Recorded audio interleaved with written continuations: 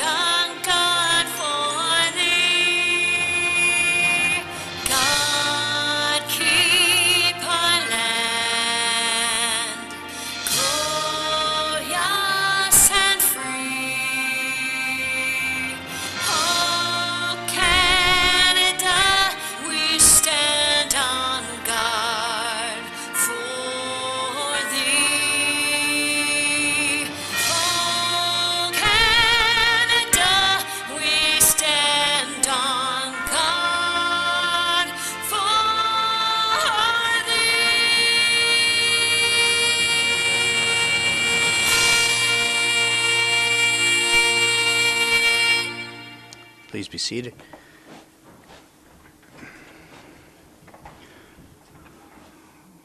All right, item 1.0, any additions to the agenda? Seeing none, I understand item 5.1, these individuals will not be attending at council this morning. They've asked for their delegation item to be deleted, so I will take a motion to delete item 5.1. Councillor Wheeler, all in favor? That is carried. Thank you. And I will take a motion to adopt the agenda as amended. Councillor Schuler, all in favor? That is carried.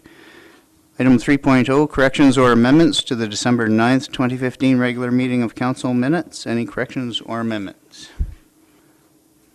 Seeing none, I'll take a motion to adopt the December 9th, 2015 regular meeting of council minutes. Councillor Bossert, all in favor? That is carried. Thank you. Our only delegation then is the Community Sustainability Award. I'll call on Danette Mollet, our Sustainability Coordinator, to speak to that. Good morning. Good morning, thank you. Is it on? Yes. Okay. So thanks. I'm here this morning to present the Community Sustainability Award to Mr. Keith Warren. So Keith was nominated for this award by his neighbor, Ken Park. And you were nominated for your service to the community and for your use of and patent of a new technology for retrofitting older homes. So the technology involves retrofitting homes with straw bale. It involves super insulating older homes with straw bale and then wrapping the exterior of an existing home and refinishing the outside. Keith has been granted a North American patent for this, and he is applying, or has applied, sorry, for patents in both Europe and Australia. So the process results in huge energy reduction and also increases the value of your home and reduces maintenance costs. So the reason you're being awarded this, Keith, is because you're making use of a local product for which there aren't a great deal of uses, depending on who you ask, I guess. This is an eco-friendly way of retrofitting a home. It's something that reduces costs and increases value. something that reduces energy usage, therefore reducing our environmental footprint, service to your community, and contributing to sustainable infrastructure both in our community and across the country and around the globe, really. So we're happy to award you the Sustainability Award, and this is the first one we've actually awarded in about 2 years. So very proud to do that. So come on up and maybe you can tell us a bit more about your technology. Welcome, Keith. Thank you. Well, welcome, Council. I've been lucky to, this is a bit of a surprise for me. I was sort of thought that I was just going to be presenting on what I've been doing, so thank you very much for the award as well. It's right here. There's going to be a picture afterwards. Yeah. Just a bit brief history on where my ideas and the processes come from. In about 1970s, the early 70s, the federal government started a program called R2000, which the idea being that across the country we have a lot of geophysical areas that have their own independent weather patterns and needs, and how could we establish as a nation energy efficiency home housing and buildings that would be specific to a given area, so that the requirements for energy efficiency in southern Ontario are different than in Tuktoyaktuk or Drayton Valley, for instance. And the University of Saskatoon actually got the award, the research center there, to start designing these buildings, and that's where the actual double wall construction was first developed in 1975 at the University of Saskatoon. And the idea of the double wall is that you have two walls instead of one, and the inside wall is the load-bearing wall. The exterior wall is just an insulation envelope. And at the time I was getting into construction and thought this was a very interesting process, and how could I utilize this. At the same time, in the late 70s and early 80s, there was a lot of work being done in California. There were houses built with 40-foot tall water walls, tron walls, built around big rocks for thermal mass, filling your basement area with stones and circulating air through it to capture the heat from the sun and then radiate it back into the house. I went down there and looked at these processes and discovered that the ones that were really working were the ones that were super insulated. Whatever you did extra to it was a bonus, but it wasn't what made the house. If you took a regular house and filled your basement full of stones and had this thermal mass, it really wasn't enough to heat your house in Drayton Valley at 20 below. So I came back, and in 2000 I started building double wall homes as new home construction, right?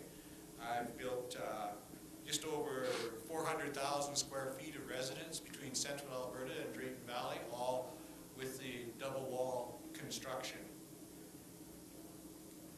It seemed to me that we could do better with this insulation envelope if we weren't using a product that depended on basically being made with heat and oil. And that's where I got looking at straw. And straw, so 2000, I'm considering how can I incorporate straw in the insulation envelope side of these new homes and make it work. There was no evidence whatsoever that it worked. We were having all sorts of failures with straw bale wall construction. People were trying to load roofs on them, second stories onto them. They couldn't tension them. They couldn't keep them dry. And straw, as Mother Nature has made any organic product, once it gets wet, it turns to dirt and doesn't do much for insulation nor keeping your roof up. So they have tried, and as most of us that were raised in agricultural areas know that when winter came along, you put straw bales on top of the water line and over the well, and you stack them up against the foundation and around the doghouse and so on. And it works, right? But it only works for a year, and then, of course, it's starting to deteriorate, and we've got a problem with it.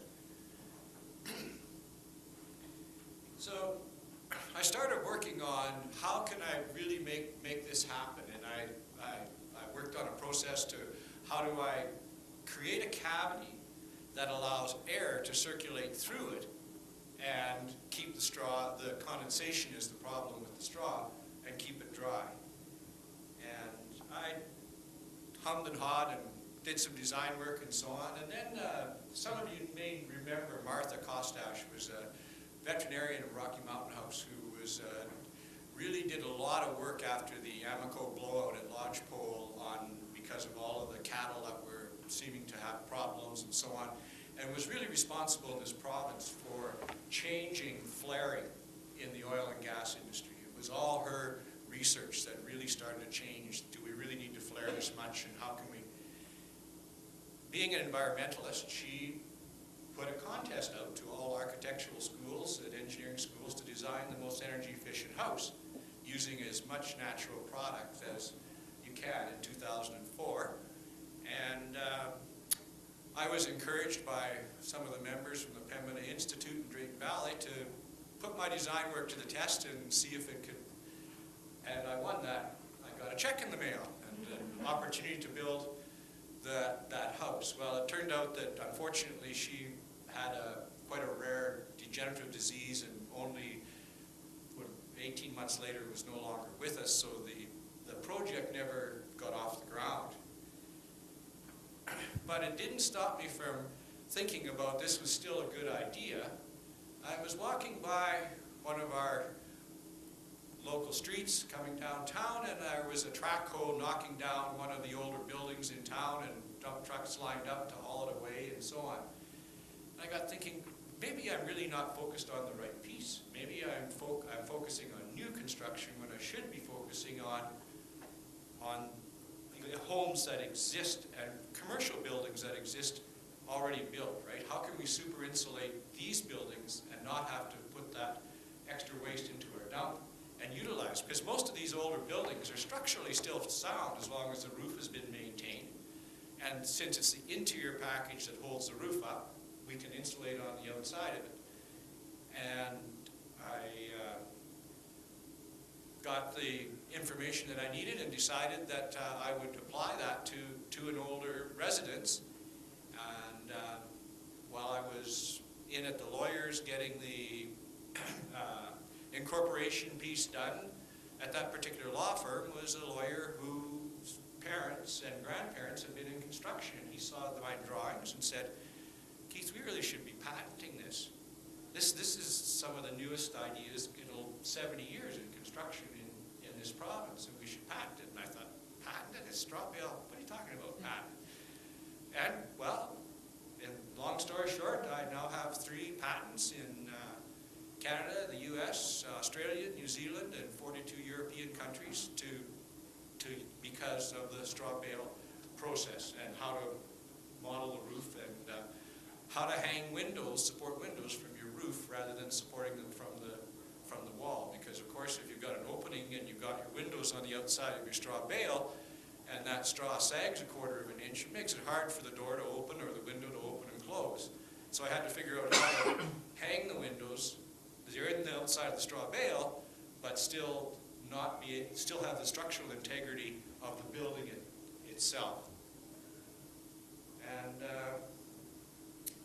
so in 2010, I did my house because it was at that point we had to find out whether I really had solved the moisture problem.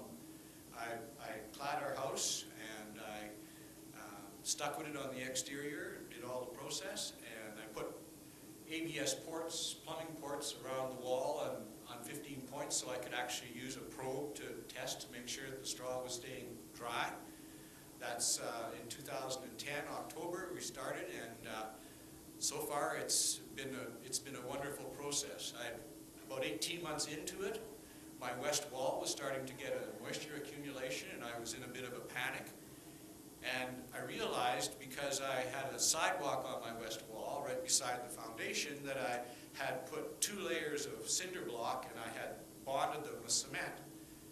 And so I was looking at it and I said, I know why it's getting moisture in here, because I don't have my circulation piece. I've got it all cemented in. So I took the Hilti and drilled all the cement out, and 2 weeks later it dried. So the classic rubber latex falling on the hot stove and turning into rubber became more of a proof for me that in fact this really does work. The house is staying dry. It's under 8%. They don't moisture meters for hay and straw don't read because that's as close to zero as you're going to get. Our ambient moisture in most of our buildings is about 11%. And it's staying anywhere from 0 to 10%. Sometimes in the midsummer, it will get up. There will be a few ports that will register about 12%. So the pieces that are really critical, I think, from a sustainability part are the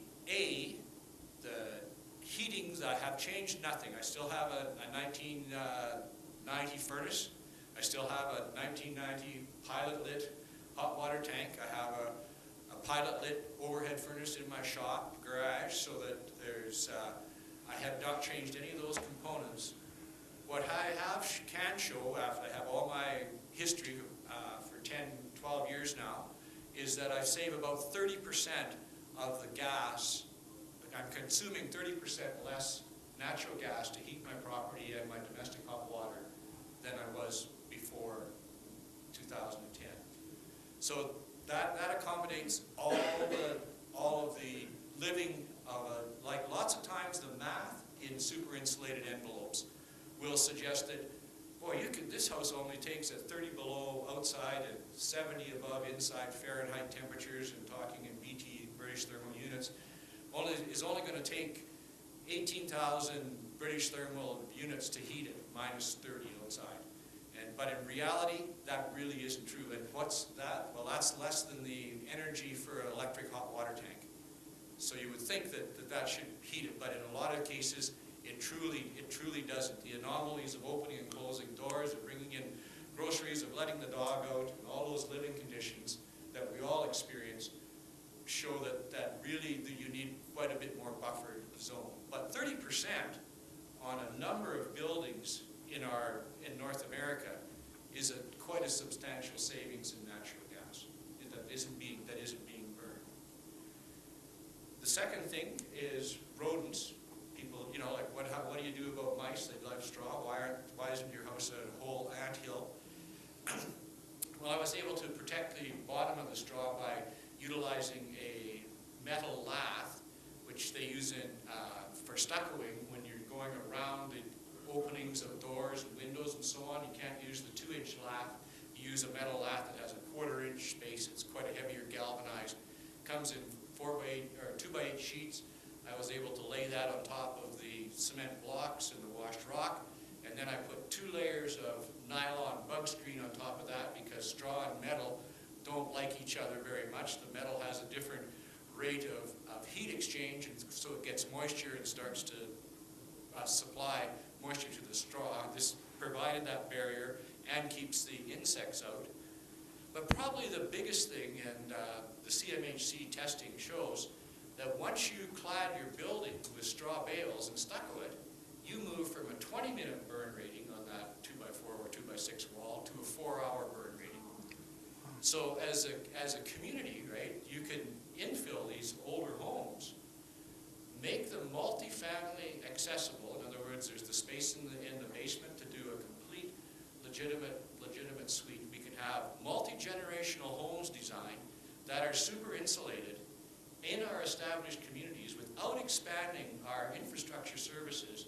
We can accommodate more citizens in our communities and accommodate them safely. Questions? The test tomorrow. The question. Thank you very much for summarizing the technology. I wasn't aware that actually, or what I'm getting from your presentation is, it's not, the patent is not simply with respect to the straw bale application, but structurally, you were talking about how to hang the windows from the roof and so on. That's all part of the patent. It's all part of that.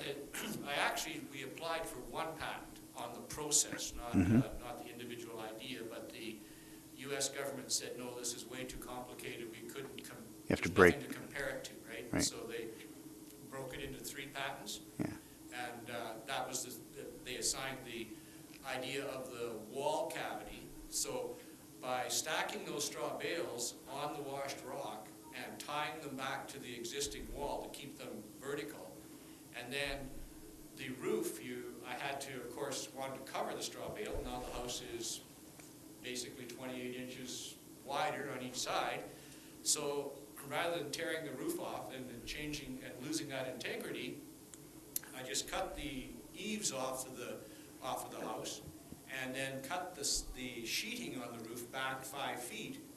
And now I was able to build a new roof right on top of the existing roof. And what it did was it creates the same effect as an aircraft wing does.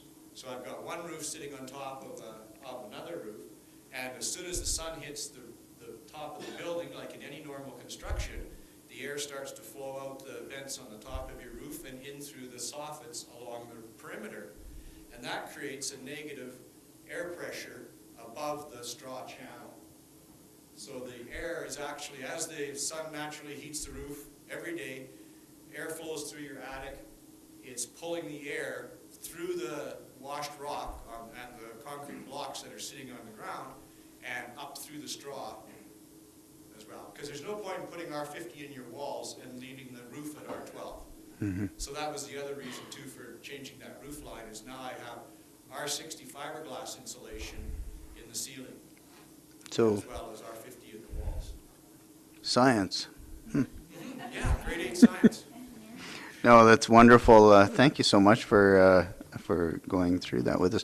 A few of us were in a conversation yesterday, and so this is the third time I've had this discussion this week, that our future with respect to clean energy and energy efficiency is really going to be achieved through efficiency measures, perhaps even more so than alternative sources of energy.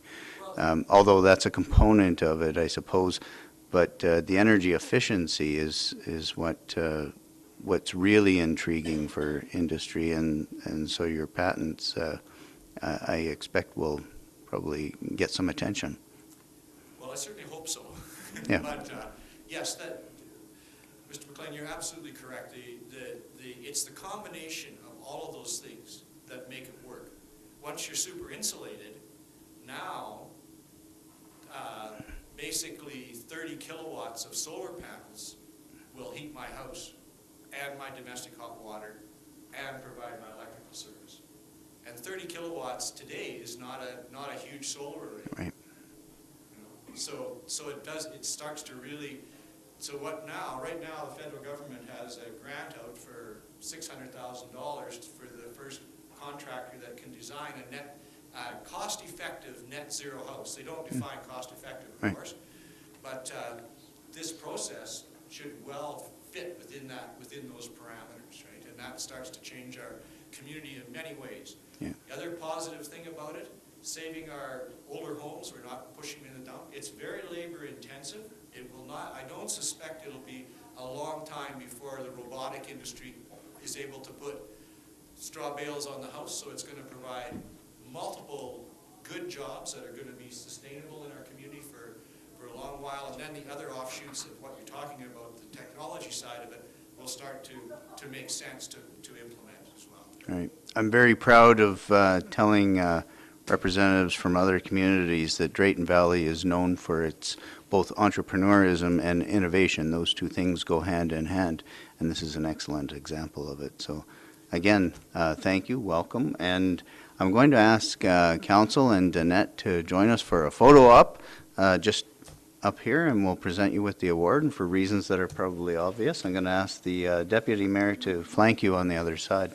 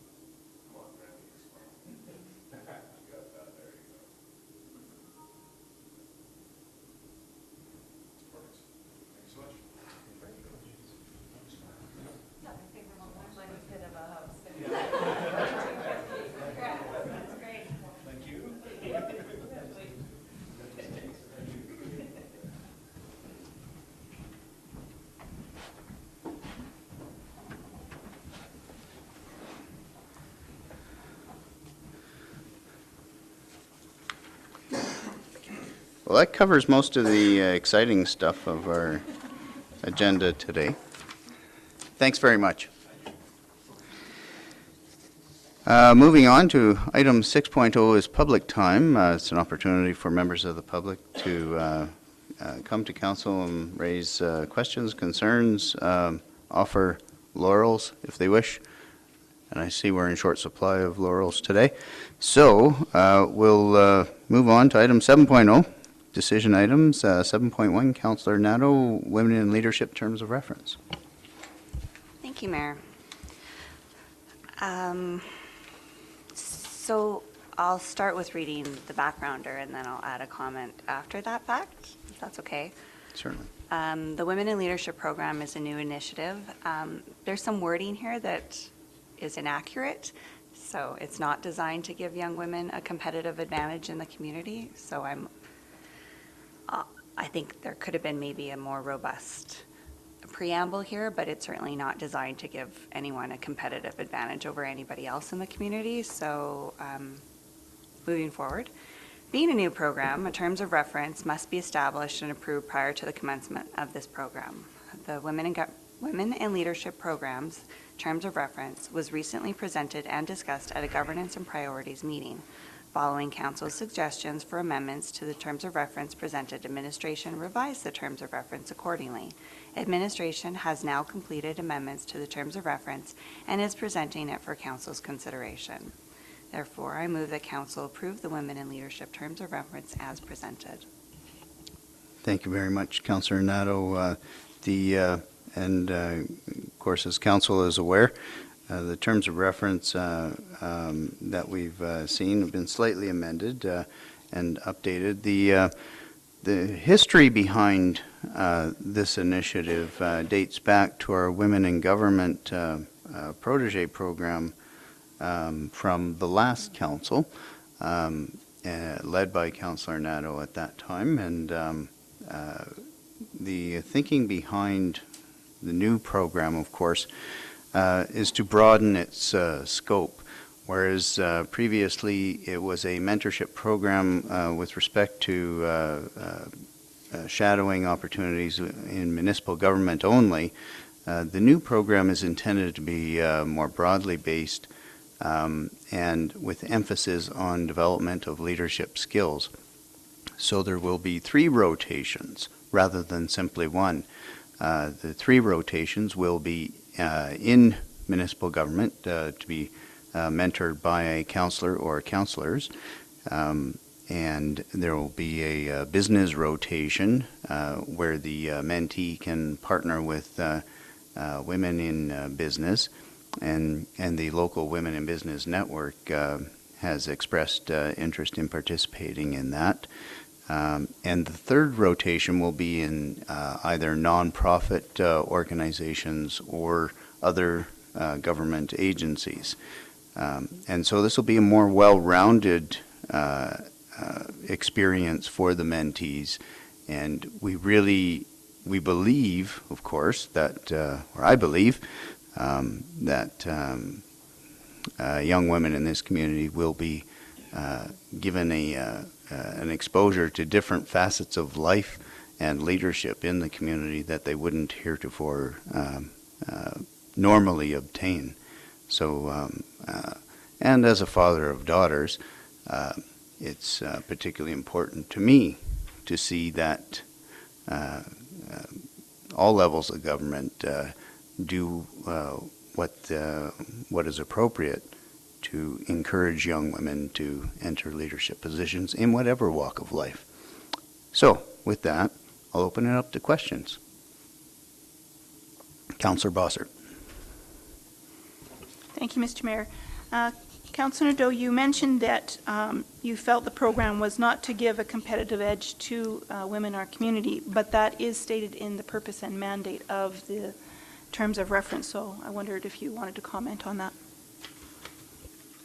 My comment was that it doesn't give a competitive advantage to anyone. Statistically speaking, well, and I hate that term because it's recently just kind of thrown out there, but this is actually accurate statistics that within rural Alberta and urban areas, there's only 11% within the government that have increased that have women on elected officials, as an example, where in the rural community, we've exceeded the 30% mandate that is across the country. So that's something to be very proud of locally. On the larger scale, we're suffering in that. And as an example, in the city of Edmonton, there's one female councillor to represent all of that city of over 1 million. So it's not designed as an advantage, it's designed to equal playing field, essentially, and to give access where there hasn't always been access to young women to fulfill those roles.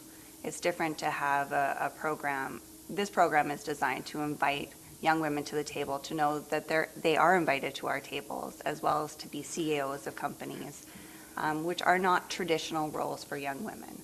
A lot of times early in life, they get discouraged from being those kinds of things. So this is to enable to have equal footing and encourage young women to really shoot for the stars. Councillor Bossert. So my question remains, are you comfortable with the statement of giving them a competitive advantage in your mandate? Are you comfortable with that statement? I'm not comfortable with leading with that statement, as I've said. So. I'm wondering, Councillor Bossert, if this might, I don't want to put words in your mouth, but if this might be leading to a proposed amendment to the purpose and mandate to delete the words competitive advantage and insert the words exposure to leadership opportunities. So you're prepared to make that motion? I am, thank you. Madam Secretary, we've got that. So Councillor Bossert's motion is to delete from the purpose and mandate included in the terms of reference the words competitive advantage and replace them with the words exposure to leadership opportunities.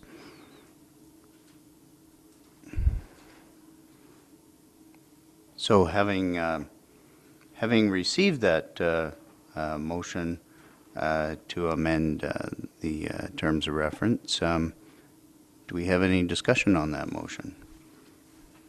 All right, all in favor of Councillor Bossert's motion? That is carried. So now, Mr. Dibben, because you are a registered parliamentarian and you're saddled with the responsibilities of our administration, I'm going to ask you just procedurally, what we've amended here is the terms of reference. We haven't amended Councillor Nadeau's motion. Do we need then to do anything with Councillor Nadeau's motion? Then we would need a second vote that would pass the revised terms of reference. If it was a friendly amendment to Councillor Nadeau's motion, then passing the amendment changes the wording in the draft. We still have to pass the redrafted, the amended document. So we would need then another motion to do that. Okay, so we haven't approved, we haven't voted No. on Councillor Nadeau's motion. That's right. So we can now proceed with that. That's correct. And then from there, we need another motion? No. No, If you- we're, yeah. we're good because That's we right. haven't entertained a vote on That's her correct. initial motion. All right. Thank you. So that designation is paying off. Councillor Frederickson? I'm just a little bit confused. So is the motion that we're going to be voting on going with the terms of reference as they're noted or? As the amended. Okay. As amended. Oh. Yes. Yep. All right. So back to Councillor Nadeau's motion. Do we have any further discussion? Seeing none, all in favor? That is carried. Thank you. All right. Item 7.2, Councillor Long. Thank you. In 2014, Lightstream Resources Limited made a $300,000 contribution to the aquatic facility project. In the contribution agreement between Lightstream and the town of Drayton Valley, the payment of the contribution was to occur in two equal payments of $150,000 over the years of 2016 and 2017. Recently, Lightstream Resources Limited submitted a request to have the contribution agreement revised to have 3 equal payments of $100,000 over the years 2016, 2017 and 2018. This request was reviewed by the Aquatic Facility Fund Development Committee, and the committee is recommending approval of the request attached to the original agreement with revisions. So I move that Council approve the revised payment terms for the contribution agreement with Lightstream Resources Limited. Thank you, Councillor Long. I just want to add that I very much appreciate the efforts that Lightstream Resources in these difficult times in the oil patch the efforts that they are making to meet their commitment to our community in as much as the funding that they've dedicated towards new aquatic facility. And so, with that, is there any discussion on this motion? Councillor Frederickson.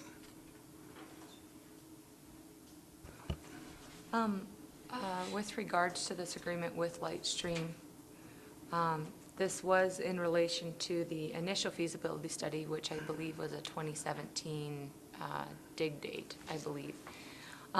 So we're discussing going 300,000 over 16, 17, 18. Is there anything in here that that would create time is of an essence in terms of this project, so that we're able to make sure that we're able to continue to access this money from Lightstream without Are you asking, sorry, and again, I don't want to put words in your mouth, but you're good on it today. are you asking, Ms. Dreesen, whether there is some imperative then placed upon the town to take some kind of action in 2016? Yes. Yes. Ms. Dreesen. Thank you. The agreement does not, it's not conditional on a build starting at any particular point in time. Lightstream is certainly aware of the situation, and contrary to another project which they supported at around the same time, part of that funding was conditional on the project starting. This is not the case with this agreement. Yeah. And again, I want to commend Lightstream on their commitment to the community, and knowing that the vagaries of capital project construction are such that the start date and the end date are suggestions before you actually get going. So thank you very much. Any further discussion on this motion? All right, all in favor? That is carried. Item 7.3, Councillor Frederickson, Recreation and Culture Programming Insurance. The Town of Drayton Valley's Community Service Department is renting classroom number 3 at 5056 50th Avenue from the period of January 1st to May 31st, 2016. During this time, a variety of recreational and cultural programs will be offered to the residents of Drayton Valley. Programs will include indoor parent and taught play space, yoga for kids, mad science for kids, nature play for kids, The Place, a youth program, social artworking for adults, intuitive art for adults, stained glass classes for adults, additional workshops not as yet finalized. The town's insurer has indicated that activities or events endorsed by a resolution of council will be recognized as an insured event, thereby minimizing the need for special event insurance. Administration is therefore recommending that the January to May recreation and culture programming be endorsed by Town Council as an insured activity of the municipality. Therefore, I move that Council endorses recreation and culture programming to be covered under the Town of Drayton Valley's general liability insurance. Thank you, Councillor Frederickson. Any discussion on this motion? Councillor Long. Just one thing very briefly for clarification. I believe I'm correct in saying 5056 50th Avenue is the Northwest building. Yeah, just so. Anything further? All right, all in favor? That is carried. Thank you. Item 7.4, Councillor Schuler, Family Day 2016 Insurance. Thank you, Worship. On Monday, February 15, 2016, the Town of Drayton Valley and community volunteers will host Family Day 2016. Observed in the Canadian provinces of Alberta, Ontario, and Saskatchewan, this holiday celebrates the importance of families and family life to people in their communities. Family Day in Drayton Valley provides a unique event combining outdoor and indoor activities designed to allow families to socialize. The following services are planned for this year's event: busing to and from the 3 sites, which are the Omniplex, Park Valley Pool, and Aspen Waste Management Facility, horse-drawn wagon rides, tobogganing, snowshoeing, snowman building, photo booth, cookie decorating, skating, swimming, clown, and barbecue and hot chocolate. The town's insurer has indicated that activities or events endorsed by a resolution of council will be recognized as an insured event, thereby minimizing the need for special event insurance. Administration is therefore recommending that the Family Day 2016 event be endorsed by town council as an insured, sorry. Give me 1 second. Just a little bit of technical difficulty here. Be endorsed by town council as an insured activity of the municipality. Therefore, I move that council endorse the Family Day 2016 event to be covered under the Town of Drayton Valley's general liability insurance. Thank you very much, Councillor Schuler. Any discussion on this motion? All right, seeing none, all in favor? That is carried. Thank you. Item 7.5, Councillor Wheeler, Youth Day 2016 insurance. Thank you. On Wednesday, May 4th, 2016, the Town of Drayton Valley and community volunteers will host a special event for youth. The week of May 1st to May 7th, 2016 is National Youth Week, a week dedicated to the celebration of youth and their active participation in their community. Whether it is recreation, drama, sport, dance, civic engagement, art, volunteerism, or leadership, everyday young people are involved in meaningful activities. Youth Week in the Town of Drayton Valley is a time to celebrate our youth. The town's insurer has indicated that activities or events endorsed by resolution of council will be recognized as an insured event, therefore minimizing the need for special event insurance. Administration is therefore recommending that Youth Day 2016 event be endorsed by the Town of Drayton Valley as an insured activity of the municipality. Therefore, I move that council endorse the Youth Day 2016 event to be covered under the Town of Drayton Valley's general liability insurance. Thank you, Councillor Wheeler. Any discussion on this motion? Councillor Frederickson? I just had one question. This one kind of piqued my interest just because I believe it is a new event. Would you be able to elaborate on the details of it?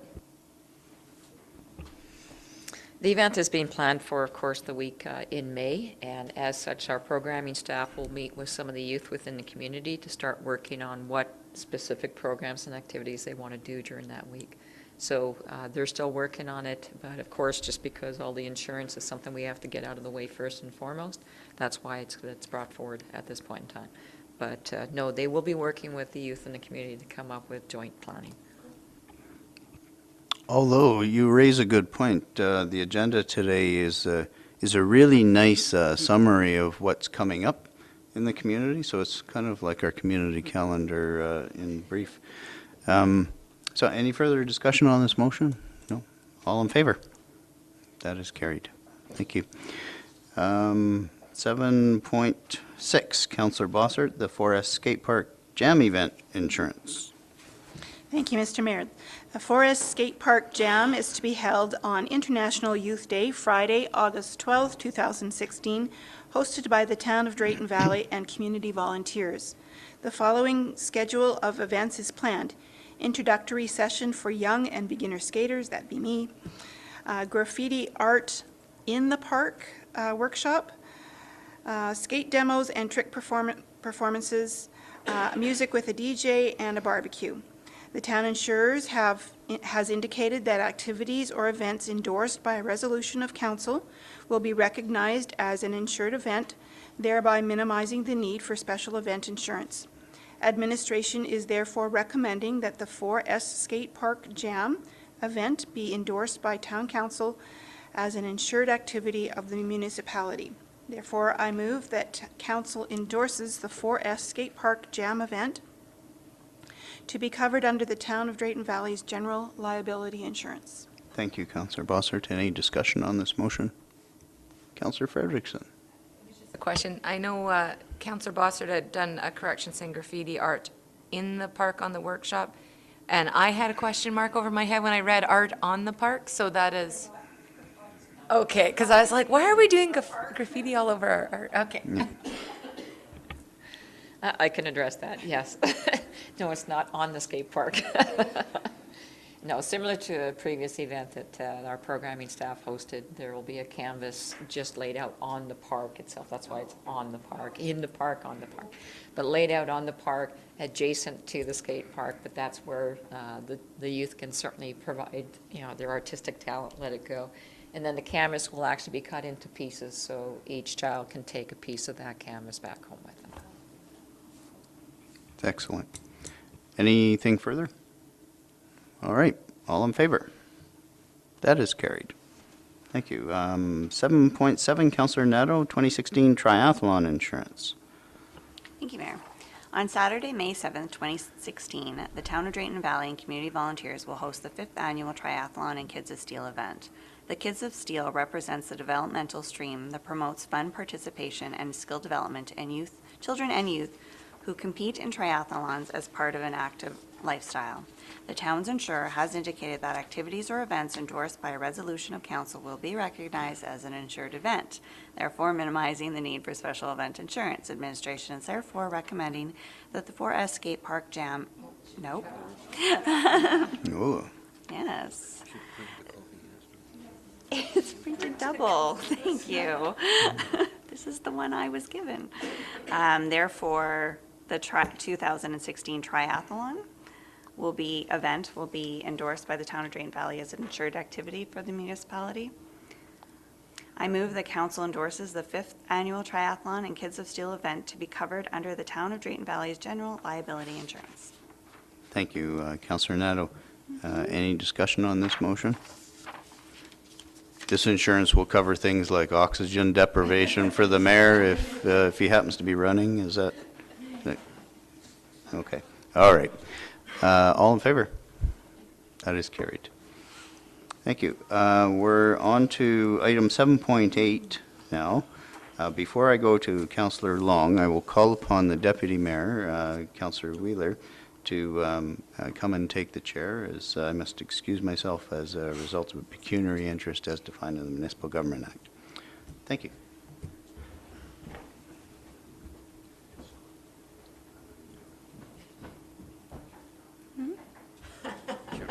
I am power hungry. Not like the cold. I feel a lot taller. I know. All right, 7.8 is the contract agreement for the net zero study. Councillor Long. Somebody got the button? Oh, sorry. We were just saying. Thank you. The Aquatic Fund Development Committee has received $47,500 in funding through a federal grant program, as well as matching funds from the two municipalities, that would be us in Brazeau County, to complete a net zero study for the new aquatic facility. The committee is working with Independent Electric Controls Limited to develop the deliverables of the project and to recruit the team of consultants and engineers to undertake the study. The committee is recommending Independent Electric Controls Limited serve as the project manager for this study, with responsibility to secure and manage the study's progress and achieve the intended deliverables. Attached for Council's review is the contract agreement between the Town of Drayton Valley and Independent Electric Controls Limited. The Town of Drayton Valley is acting as the lead municipality for this joint project. The document has been reviewed by the town's legal counsel. Looks like I've got two motions here, so I'll go with the first one. I move that Town Council approve the contract agreement between the Town of Drayton Valley and Independent Electric Controls Limited regarding project management of the aquatic facility net zero study. Thank you, Councillor Long. Any discussion on this motion? Councillor Frederickson?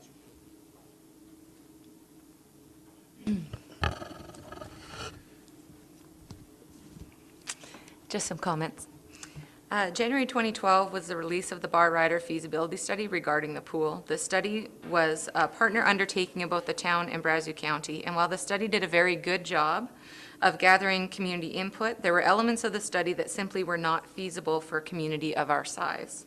I would like to commend the ingenuity of the Aquatic Fund Development Committee for seeking out a pathway that, if successful, will provide real solutions to the cost of running a new facility, as well as have the ability to position our project for grant funds, which up to this point has been unattainable on both fronts. Park Valley Pool is located in the town, but is used by community, and to that end, I commend representatives from both municipalities and the community at large for coming to the table to seek a community-made solution. So, to the community members, we know that the aquatic facility issue is not going away. It is before council today, and if this matter before us passes, we are not just looking at another feasibility study, which I can understand can be a concern of some. We are prudently fine-tuning our focus to develop solutions that will be sustainable for our community today, as well as for generations to come. So I encourage people to look at this as another step in the aquatic process, that it's more of a fine-tuned step, a step away from, or not away, but a step focus from Bar Rider. Thank you. Thank you. Any other comments, questions? Councillor Long? Just for clarification, and Mr. Libben, I'm addressing you here. There was some concerns raised about the process of the awarding of this. I know you sent an email, but if you can just put something on the record to... Thank you, Councillor Long. Yes, when this matter was discussed at GMP, a question was raised concerning compliance with the town's purchasing and tendering policy. As this was an unsolicited proposal in reviewing the tendering purchasing policy, there wasn't a clean fit. Nonetheless, the questions were well placed, and administration undertook, following the receipt of this proposal, to actually check with other vendors, other local firms as well, to see whether or not there might be interest, ability to do this work. We wanted to ensure from a process perspective that we did comply with Section 15 of the policy.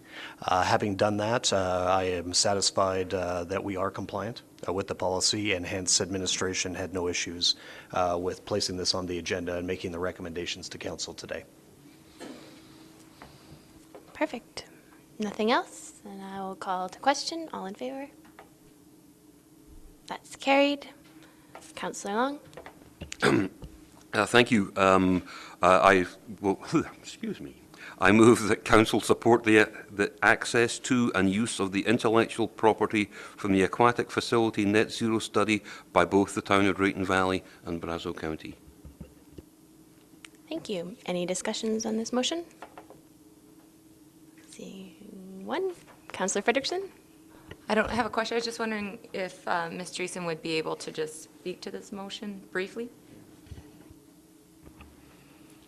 Certainly. The Aquatic Fund Development Committee is comprised of representation from the town of Drayton Valley as well as Brazeau County.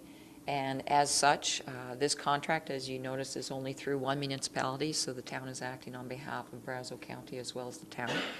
Certainly when we take a look at technology that might be involved with a net zero study, a number of those might require, and certainly for our interest, there might be intellectual property that comes out of that. Certainly that's something that we've made a condition within the agreement, that it is something that the town will have access to. We want to ensure that Brazeau County also has access to it. Perfect. Thank you. I'll call the question. All in favor? And that's carried. Thank you.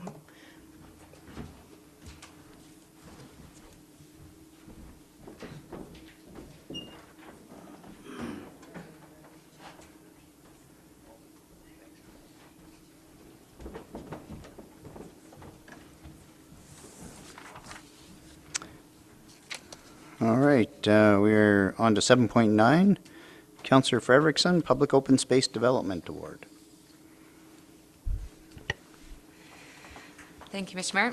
This project consists of doing fine landscaping, installation of shrub beds, planting of shrubs and trees, and completing asphalt surfacing on internal walkways at the open space development at the former HW Pickup School site.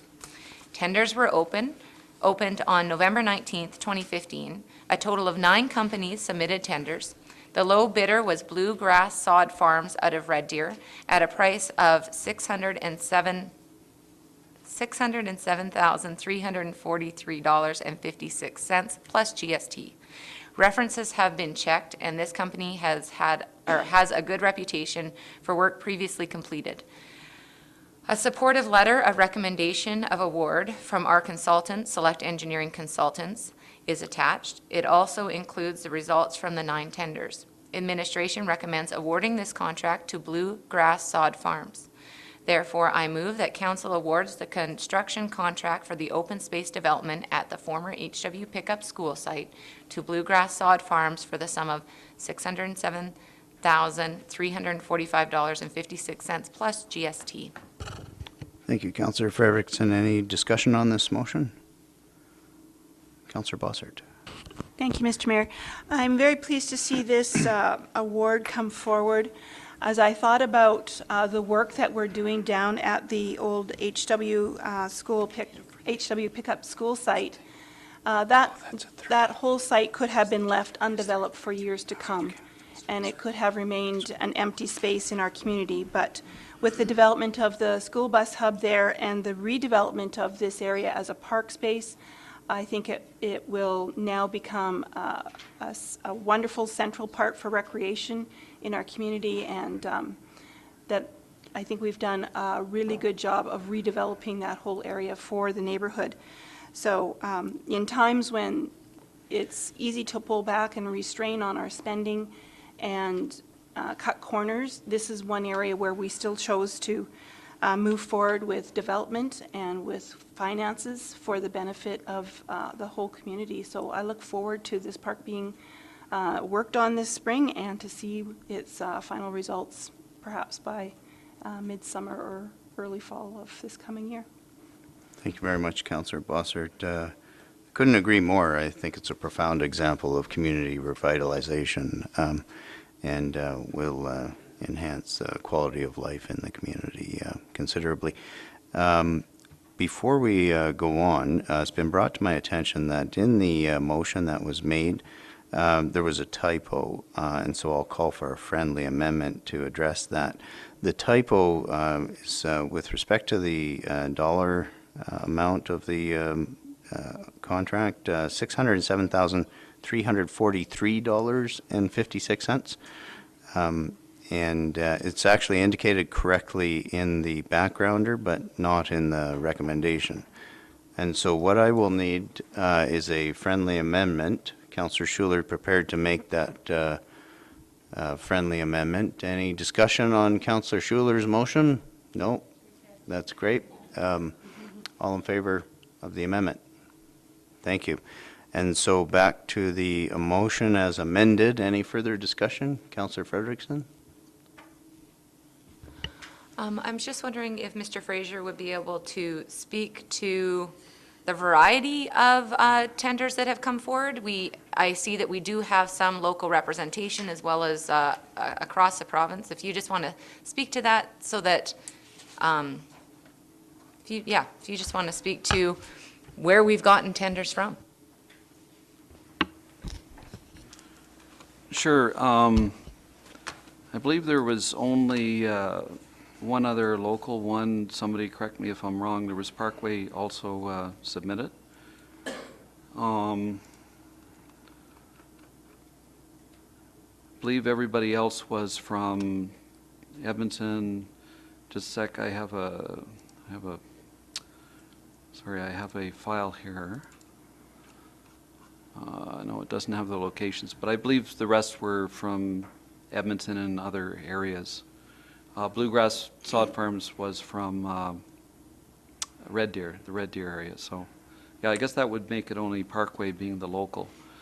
But there was a huge wide variance, as you can see in the tenders, and we got a very good price from this Red Deer company, and they came with just excellent references, and they run a big sod facility down, I think it's on Highway 11A, I believe, towards Sylvan Lake. And the prices were all over the map, the unit prices. So I think overall we got good value. Anything further on this? All right, all in favor? That is carried. Thanks very much. At this time, I'm going to call a 15-minute break.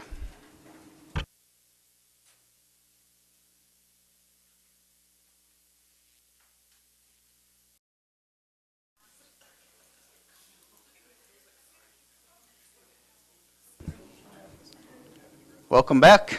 We're going to continue with the agenda. Item 8.0, information items. Could I get a motion to receive items 8.1 through 8.6 as information? Councillor Bossert, all in favor? That is carried. Thank you. Department reports. 9.1, engineering, transportation, and sustainability. Ron Fraser. Sure, thank you, Mr. Mayor. I'll just grab my notes here. So with engineering, we had a meeting in December with the county and with their consultants to discuss the reconfiguration of the ring road, or that would be 19th Avenue, just north of Highway 22, south end of town. We talked about how we wanted the county to look at a wider alternative because they were looking at an 8-meter width cross-section, which we were thinking is rather narrow and not a big improvement over what's there today. So they're going to look at, I think, 8, 9, and 10-meter cross-sections, and we're going to do the same for our component. And we're going to get together again on January 29th with these alternative routings, I guess, and costs. And then the goal is, I guess, to go to respective councils, like I'll bring it to this council with the different cost alternatives and ask for direction from council after that. As for the water treatment plant, the fence has been, the new fence has been worked on, the one that's on the highway side and I guess on the south side of the plant. It's almost complete. I think they call it a web link fence, so it's rather attractive. The gate hasn't really been started yet, but we're still hopeful by the end of January, mid-February it should be complete. The decorative lights are all complete with the photoelectric cells installed. Security locks have been installed. And the furniture is scheduled to be installed on Wednesday, January 13th, next week. As far as, we had a little bit of discussion about sustainability, I just wanted to identify that Danette's working on the greenhouse gas inventory plan with their consultants over in Vancouver. She's doing a lot of the legwork here to try to reduce our overall costs and make sure we have a better report. So she's doing a lot of the data collection. The consultant will model various scenarios as if certain improvements are made, how much energy can the town save and that sort of thing. They are working early stages on kind of terms of reference and so forth to set up a stakeholder working group so we can bring the public in and talk about potential improvements to the town and energy usage. We did talk a bit about women in leadership programs. She's been doing some work on that, as well as the youth initiative and conversation cafes. She's been working on that. And I guess, like as far as the development component is concerned with Shahid, he's working with our consultant in Edmonton on revising the municipal development plan by the end of this year, and his plan is to come out with a proposal for I guess a downtown revitalization study. So he'll be working at that probably this spring, I think. And that pretty well concludes my report. Thank you very much. 9.2, community services and FCSS. Annette Dreesen. Thank you, Mr. Mayor. Just a few things today, other than, of course, all the programming initiatives that are underway and the planning that's going very well for that. Do want to, of course, remind our public about the number of courses and programs and services that we're looking at instituting in the Total Works Fitness Center. So I know that during the break there was a little bit of discussion, so encourage people to stick to those New Year's resolutions. And there are plenty of opportunities to make sure they do stick to them, whether that's here or elsewhere within the community. Just want to also remind administration and council, January 18th, we have a workshop with respect to the Recreation Master Plan. Our consultant has been doing a fair amount of work, talking with other organizations and key stakeholders, so starting to see some of the recommendations coming forward. So we'll have an opportunity to take a look at some of the suggestions out there and provide some comment for what goes into the final Recreation and Culture Master Plan. Reminder from FCSS about the poverty simulator. I'll let Councillor Bossert speak to that, so. So she can talk a little bit more about that event. Certainly the Omniplex staff were tickled pink because just prior to Christmas, they opened up a great big package and it turned out to be an Olympia ice resurfacer. So they're certainly appreciating the fact that that machine is there and helping them out with doing the proper maintenance on the ice. And just a notice out that certainly with the economic downturn, we know that our community is struggling, and there are people and families that are certainly looking for ways to sustain their livelihood. We do have an urban housing program, and I do want to encourage people that if you are in a position of low income and you need to find either new accommodation, different accommodation, our urban housing program does have some vacancies. And if you think that you might not be eligible, we're asking people, please just give a call to the Brazeau Seniors Foundation and just see if you are eligible. So encouraging people to at least make that inquiry. That's my report for now. Thank you very much. Yes, it's actually a rare opportunity for those who need it, that we do have vacancies. And so I encourage the community to avail themselves of it if eligible. 9.3, Emergency Services, Tom Thompson. Oh, yeah, sorry, Tom, just before that, if you don't mind, Councillor Nadeau had a question which I didn't notice. Question for Ms. Dreesen. Hi, I might be stealing Tyler's thunder, but I'm just wondering about the Recreation and Culture Survey that's gone on, and if you wanted to talk about what your, did I steal your thunder? Were you going to talk about that too? No? Great. Perfect. So I saw it on Facebook. I have shared it personally, and I've asked everybody else to share as well, but if you could talk about that and get kind of the word out for people. Absolutely. I should have made a comment on that because I was speaking with our consultant just yesterday and talking about some of the things that we're starting to hear back on the survey. And without a doubt, it's no surprise that the residents that have responded to the survey have indicated that a new aquatic facility is one of their primary wishes and desires for our community. The second is the indoor playground, which of course we're helping to accommodate, yay, starting next week in terms of a pilot project, and we'll see how that goes. Certainly with respect to the economic climate, we have to keep in mind that answers to questions such as, would you like to see a new aquatic facility stay the same sort of design? Yes, they would, but they don't have the funding to be able to increase their taxes or want to see an increase in taxes. So it's that dilemma that we always find in municipalities with respect to what people would like to see, but what they're in a position to actually afford.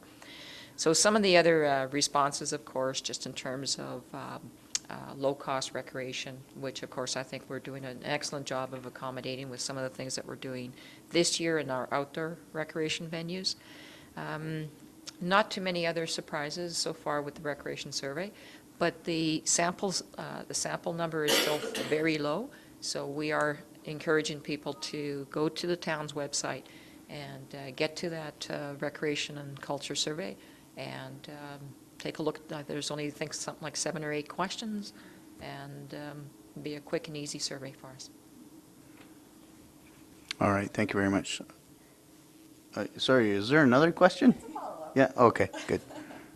I was just going to confirm, yes, there is, I believe, 8 questions, and the 8th is for additional comments, and it takes less than 2 minutes to do. And what I appreciated about it is, yes, there is the questions on priorities for your family, but there is also the question about the tax implications to that. So there is the one to allow for, no, I don't want to see it increasing. Yes, I am okay with 1 to 5%, or then a greater number of it, and what that equates to. So I appreciate the fullness of the survey.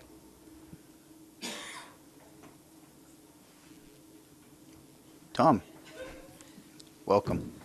Thank you for your Good morning, patience. Mr. Mayor, Council. I have nothing serious to report at this time. I'll be bringing a full report to council at the next one, unless council has any questions. No? Okay. No. See you at the next one. All right. Well, that was easy. Thank you. Under Administration, Legislative Services, Chandra? Nothing? Economic Development, Eric Burton. Good morning. Good morning. I have a brief report, not quite as brief as my predecessor here, but I just wanted to make a few highlights. There's an annual general meeting of the Chamber of Commerce coming up on January 18th. We have also recently received a draft of a community profile that we were doing in order to support economic development, and we're going to be working internally to make sure that it meets what we're looking for, and we're able to really leverage it to make the most use of it. And so I'm looking forward to those discussions.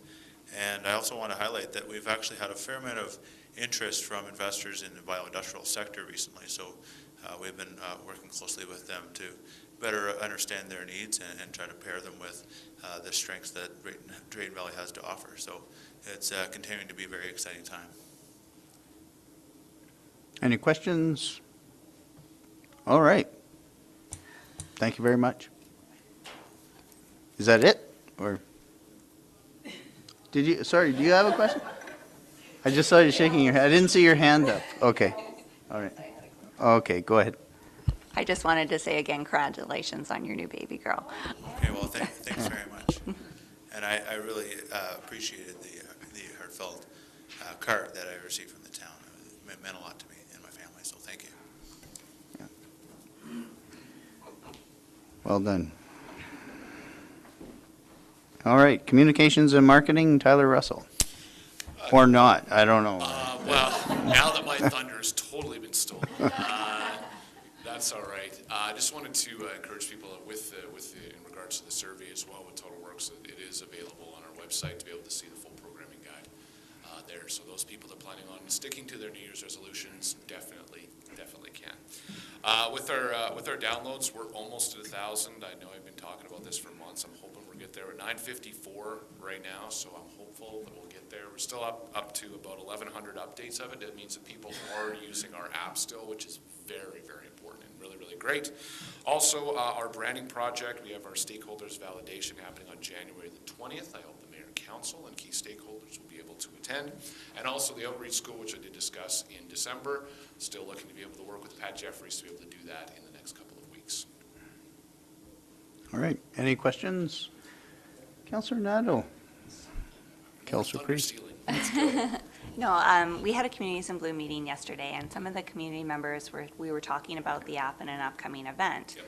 and whether or not it would be included on that. So all upcoming events that are on our website are automatically linked to the app, correct? Yes, they Okay. are. They're under the section of our event section of our app. Great, okay. And the second question is, when we started to talk about the app, that there were some people around the table that had deleted it because they were constantly getting not updates, but notifications. And so, Not from us. okay.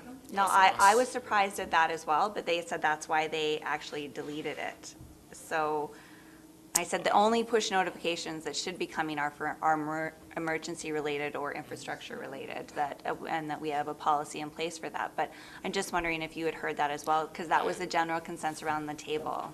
I had not heard that at all. Okay. That's the first that I've heard of any of that Okay. whatsoever. And I have the app on my phone, and I would see it immediately, and I haven't seen a single one. Okay. So I'm not sure, because the Google Play Store and also the App Store, like the iTunes Store, are a little bit different. I'm not sure, but I can definitely look into it and see Okay. what's going on. Yeah. And there might be something we don't know about. So, Okay, great, sure. thank you. All right, thank you very much. You bet. Information Services, Nasanidu. Okay, that's simple as well, thank you. CAO report, Dwight Dillon.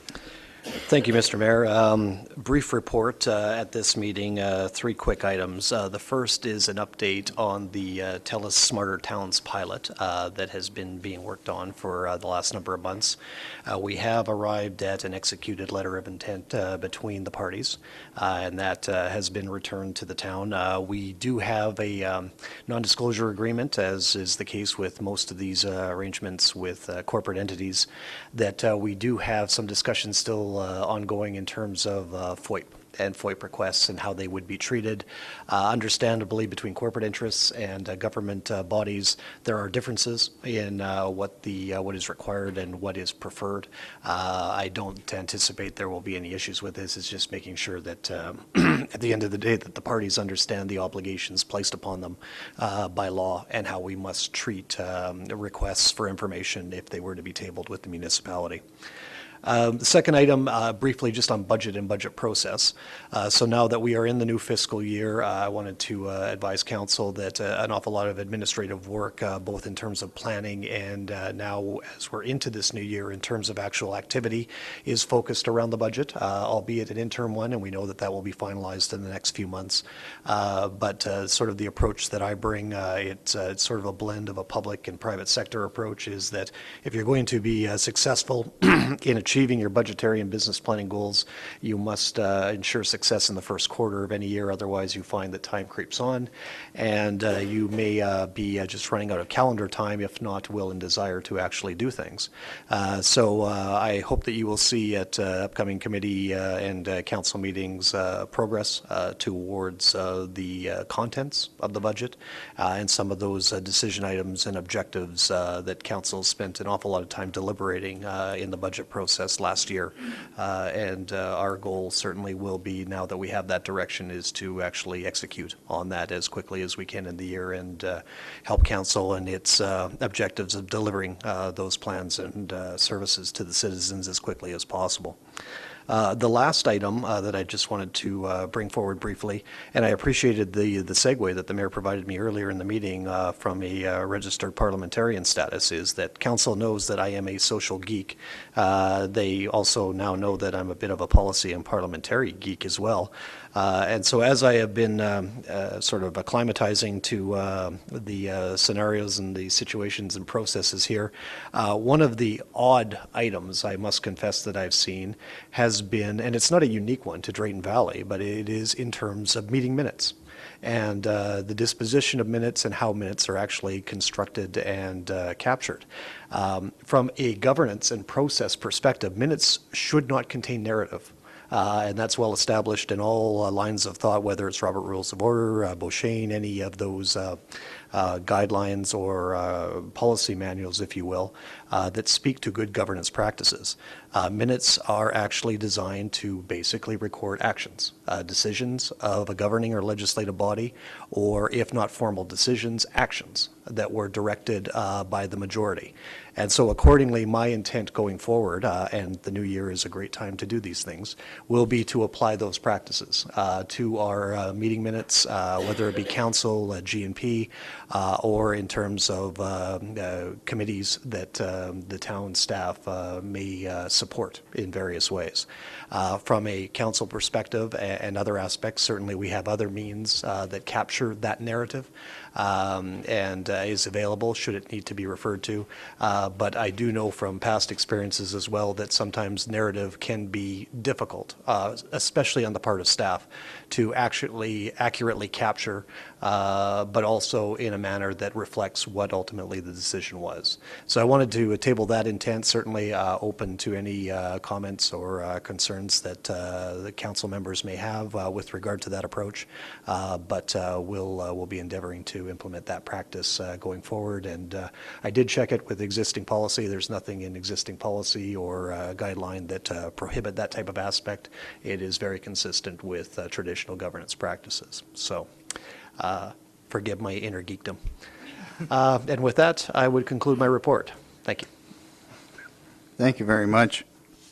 It's a geekdom that I share.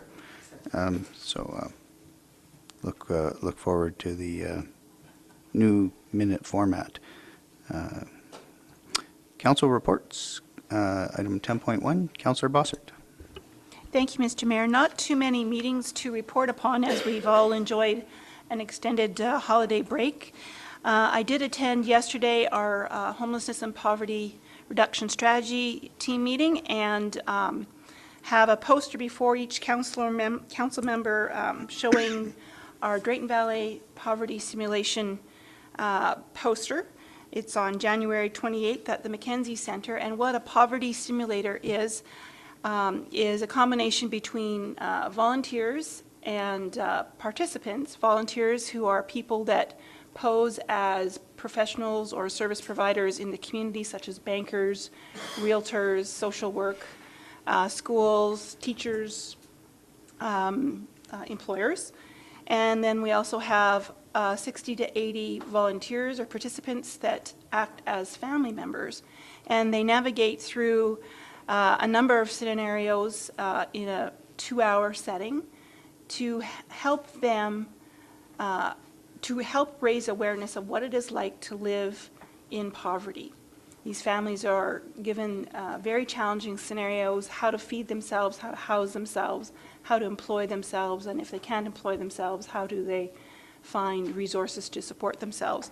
I was able to participate in a simulator at the FCSS annual conference here in November, and it is very eye-opening, it is very challenging, and it very much does open your eyes to what it's like to live in challenging circumstances.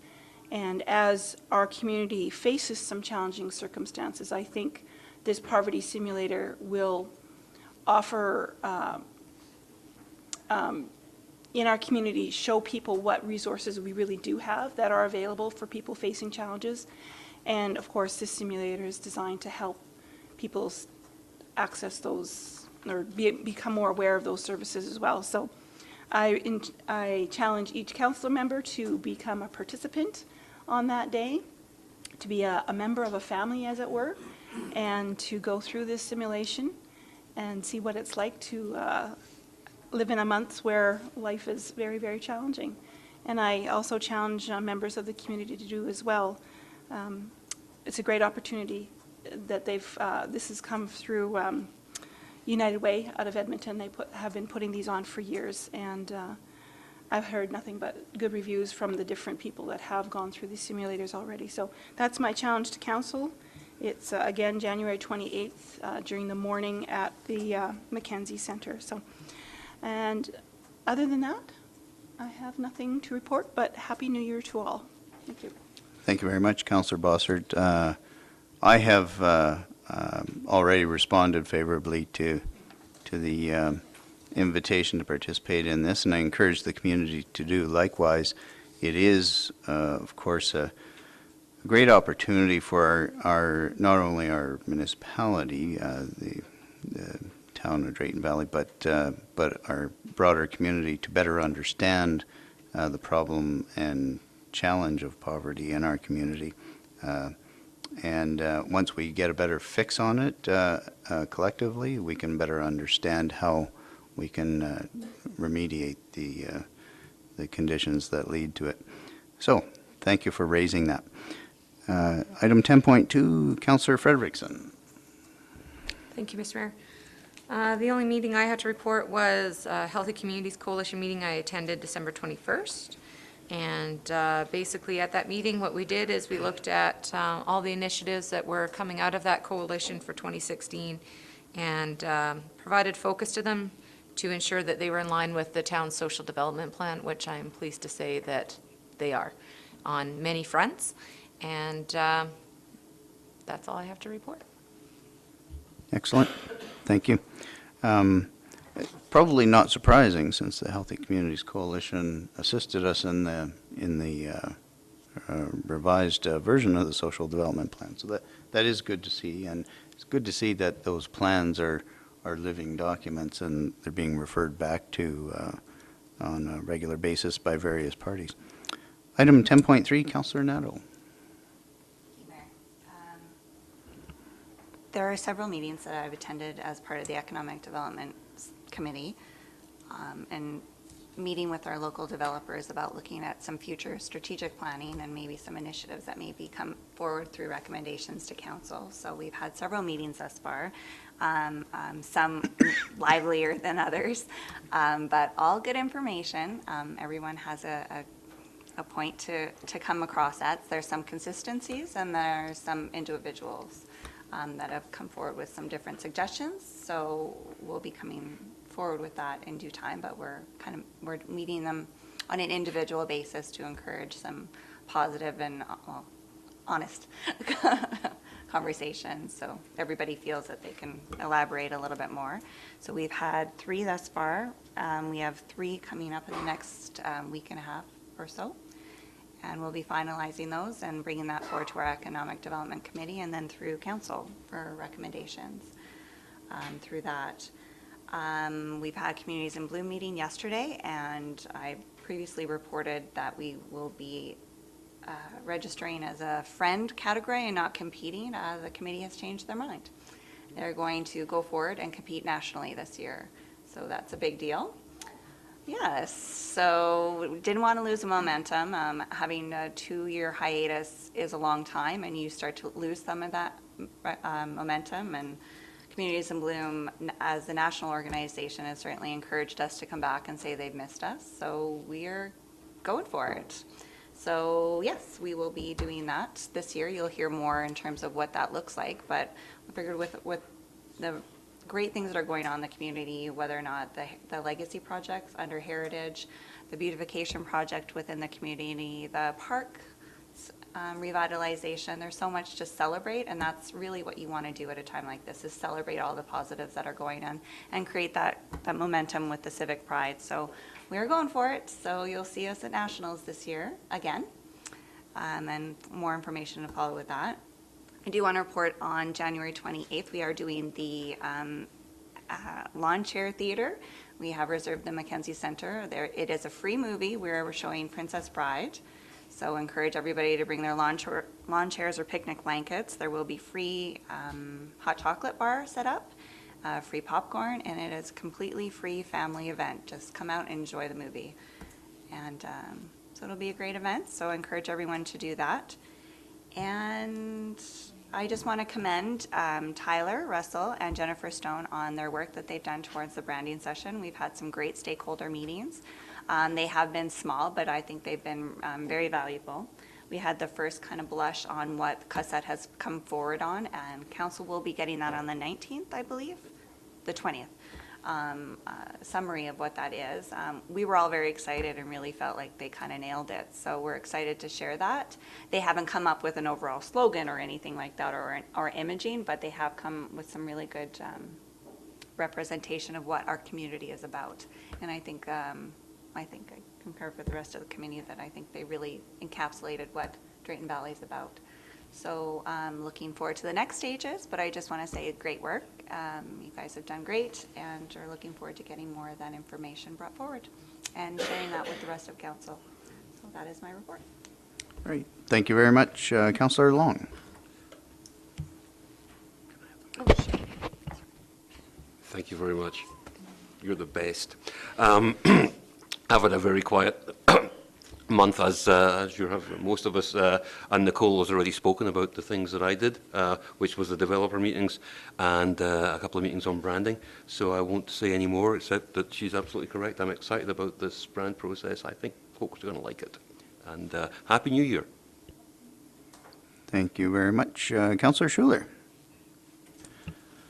Yes, virtually everyone said it's been very quiet over the Christmas season, and I actually don't have anything to report other than just to say Happy New Year to everyone. Moving right along. Councillor Wheeler.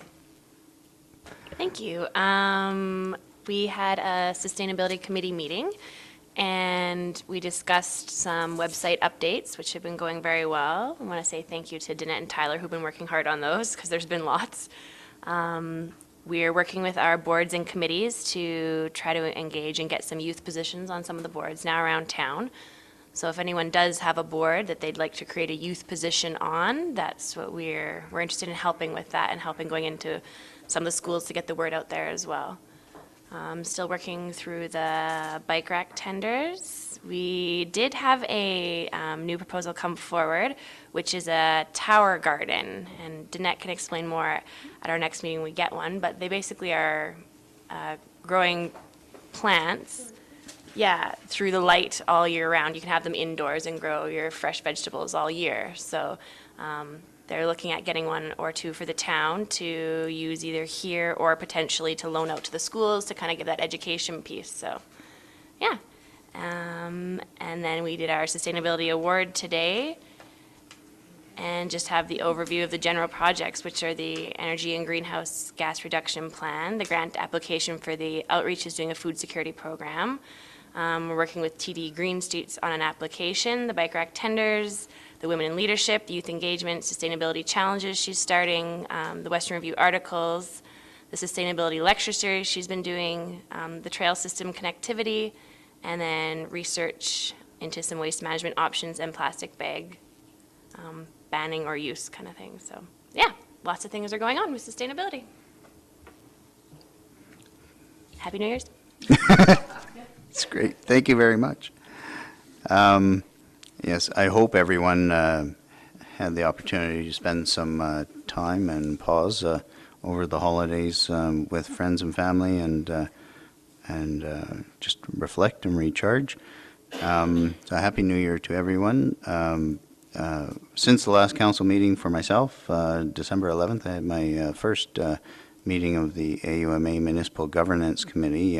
That committee is designed to provide input into AUMA's positions on a whole host of issues. As the name suggests, municipal governance encapsulates a great many things. Uppermost in our minds is the upcoming new iteration of the Municipal Government Act, and that, of course, is why I put my name forward for that committee. I'm very eager to participate in a new and improved legislative framework for municipalities. Thereafter, the 12th, of course, the town staff Christmas party, so it seemed to be a well-received event. The open house that was hosted on the 15th, the 30th GMP, nobody mentioned GMP on the 30th, but there it is. And as was alluded to, the several meetings with members of the development community over December and into January. These meetings are intended to elicit both things that we're doing well and things that we could improve upon in the development and planning world. When